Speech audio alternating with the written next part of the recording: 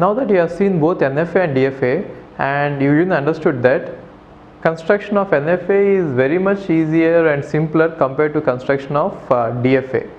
Now the natural question that must come to your mind is, which one is powerful? See, which one is easier? NFA is easier. And now the question that you must ask is, which one is more powerful? So for this question the answer is, both NFA and DFA are equally powerful.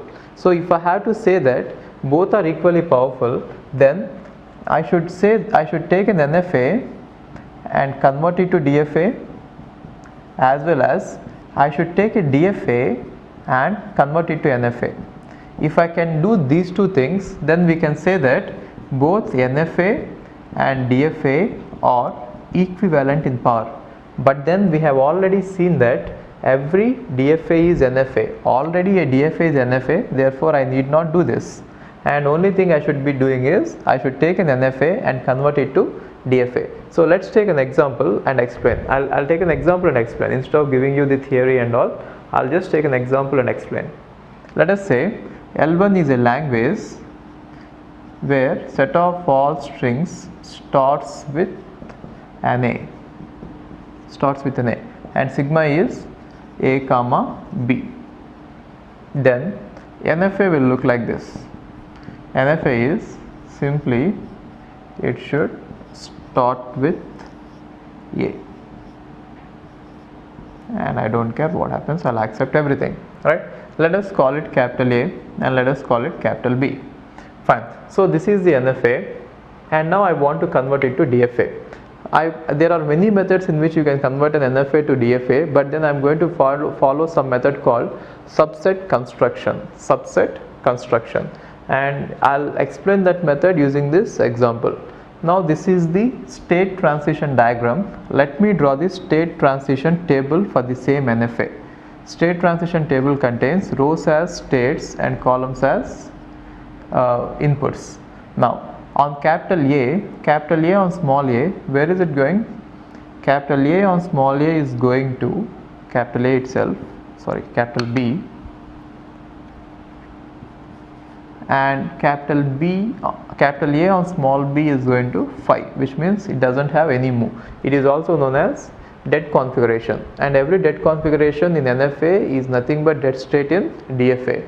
Okay, and capital B on small a is going to capital B, and small b is going to capital B only. Now we shall follow a method called subset construction. So if I have to construct a DFA, I'll construct the state transition table. See, you can even go with the state transition diagram also, but with experience I found out that using this state transition table is easier compared to state transition diagram. So how I can convert is, I'll start with initial state A, B.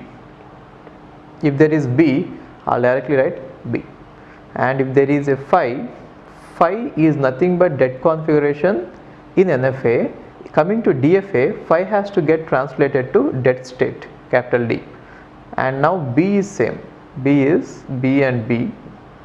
And the state table is not complete without writing about the state D. Why? Because D is a new state which we have formed. And if you take any dead state actually has to be a trap state, which means on seeing anything, on seeing A or B, once I reach D, I should be in the dead state itself. So this is the DFA transition table for the DFA, state transition table for the DFA.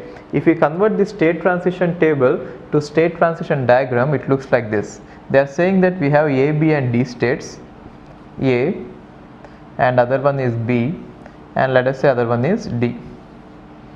Capital A on small a is going to capital B, and capital A on small b is going to capital D, and capital B on small a is going to B itself, and capital B on small b is going to B itself, and capital D on small a or small b is going to A comma B.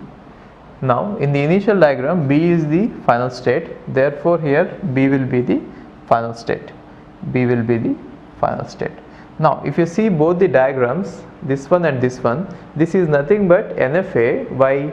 because on capital A I didn't show you what happens on small b, but if you look at this diagram, I have shown you clearly for every state what happens on A or B, and therefore it is a DFA. In fact, if you look at this is nothing but the dead state. Wherever there is dead configuration, for that I am going to write dead state. Okay, we shall see more examples.